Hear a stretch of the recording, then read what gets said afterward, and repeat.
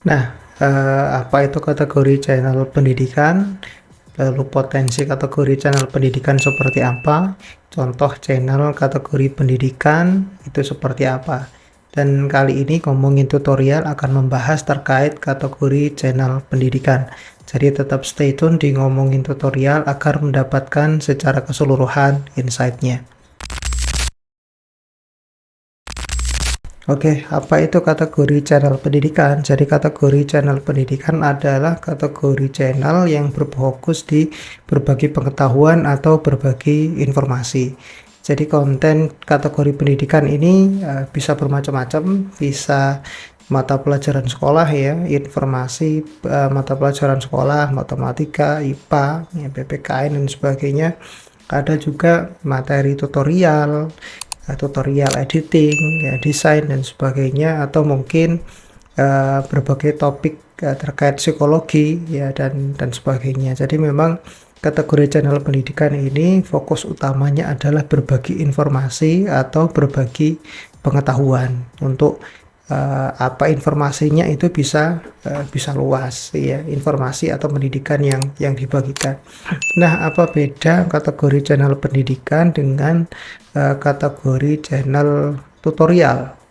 Ya, sebetulnya ketika sahabat tutorial ingin membuat sebuah channel di mana channel tersebut step by step, langkah demi langkah, bisa teman-teman masuk di kategori tutorial. Ya, kalau teman-teman lebih fokusnya di berbagi informasi ya, berbagi informasi edukasi ya seperti manajemen waktu ya, psikologi, ini bisa masuk di kategori pendidikan. Sebetulnya ini masih berkaitan ya, jadi tidak masalah ya, ini masih berhubungan. Untuk potensi kategori channel pendidikan, jadi siapa yang tidak tahu ya, untuk YouTube saat ini, apa itu aplikasi YouTube? Jadi aplikasi YouTube itu sudah digunakan di lebih dari 2,5 miliar pengguna aktif di seluruh dunia dan digunakan di lebih dari 100 negara, dan terutama negara Indonesia ini merupakan negara pengguna YouTube terbesar, terbanyak, nomor 4 di dunia. Dan kebanyakan YouTube ini digunakan di Indonesia, yang 64%-nya digunakan oleh Gen Z dan juga generasi milenial. Sebanyak 64% ya menurut data. Jadi para Gen Z dan para milenial ini menggunakan YouTube itu ada dua kemungkinan. Kalau yang pertama ini adalah untuk mencari hiburan, dan yang kedua adalah mencari informasi ya, mencari informasi apapun ya, mulai dari editing ya, ada manajemen waktu dan sebagainya. Jadi untuk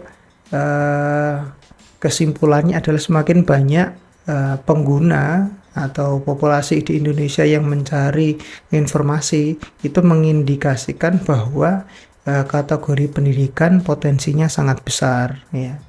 Dan data selanjutnya adalah menunjukkan pengguna jasa internet di Indonesia itu semakin tahun semakin naik. Dari tahun 2018 yang angka pengguna internet di Indonesia itu 64%, 2018, 19 naik, 2020, 2021, 22, 23, dan hingga sekarang 2024 pengguna jasa internet di Indonesia mencapai 80%. Dan data selanjutnya, data yang menarik ya, ini ada dari data BPS, dari Badan Pusat Statistik, itu menginformasikan bahwa jumlah siswa di Indonesia itu saat ini di tahun 2023 dan di tahun 2024 ada 53 juta siswa. Nah, apa artinya itu? Artinya adalah 53 juta siswa ini adalah potensial subscriber kita ke depan gitu ya. Jadi memang kategori channel pendidikan ini bisa kalian simpulkan sendiri ya, sahabat tutorial, bagaimana potensinya, karena memang baik beberapa data tersebut memang sangat menunjang terkait potensi kategori channel pendidikan. Jadi bisa kalian simpulkan sendiri bagaimana seberapa besar potensinya di Indonesia. Apa saja contoh dari kategori channel pendidikan? Sebetulnya ada banyak ya, tapi ngomongin tutorial akan berikan 3 contoh. Yang pertama adalah Ruang Guru. Ya, yang kedua ada 1%, dan yang ketiga adalah channel Kok Bisa. Ya, jadi memang kategori channel pendidikan ini memang sangat banyak. Kalau misalkan sahabat tutorial punya channel pendidikan yang kalian sukai, kalian bisa tulis ya di kolom deskripsi biar kita juga tahu channel pendidikan yang teman-teman sukai itu apa. Jadi 3 channel ini adalah kategori yang masuk di channel pendidikan ya, kategori pendidikan menurut Social Blade. Selain kategori channel pendidikan ini berbagi terkait informasi atau pengetahuan, memang ini lebih cocok kepada teman-teman yang suka mengajar ya. Nah, passionnya ini ngajar.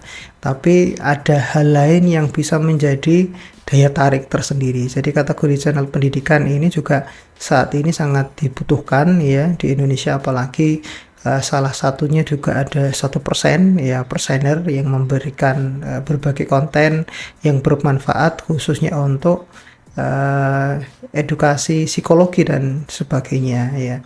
Dan juga untuk teman-teman semuanya di kategori channel pendidikan ini, kalian bisa monetisasi ya, itu juga bisa dimonetisasi. Nanti juga ada bisa dapat YouTube Premium ketika sudah monetisasi, dan bisa endorsement, dan juga bisa menaikkan nilai personal branding kalian.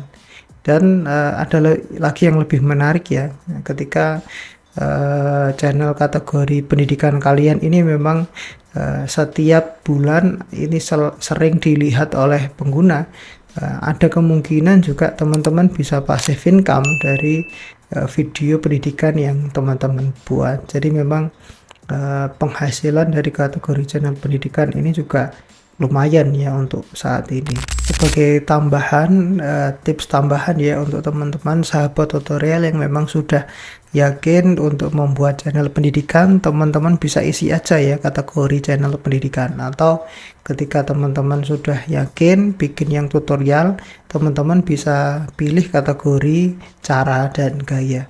Nggak masalah, nggak terlalu besar.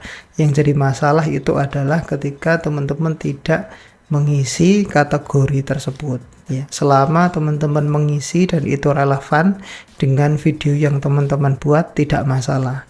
Jadi yang jadi masalah adalah tidak diisi, atau mungkin teman-teman mengisi sudah tahu channelnya pendidikan, malah diisinya gaming ya, karena mau coba-coba. Jadi jangan ya, selama itu relevan, jadi nggak masalah, nggak terlalu jadi masalah. Jadi itu tadi terkait apa itu kategori channel pendidikan, contoh channel, potensi, dan juga tips tambahan. Dan di video selanjutnya kita akan membahas berbagai materi topik terkait tutorial YouTube ya. Jadi jangan lupa subscribe, like, dan komen di bawah ini. Thank you for watching. Handika, founder Ngomongin Tutorial.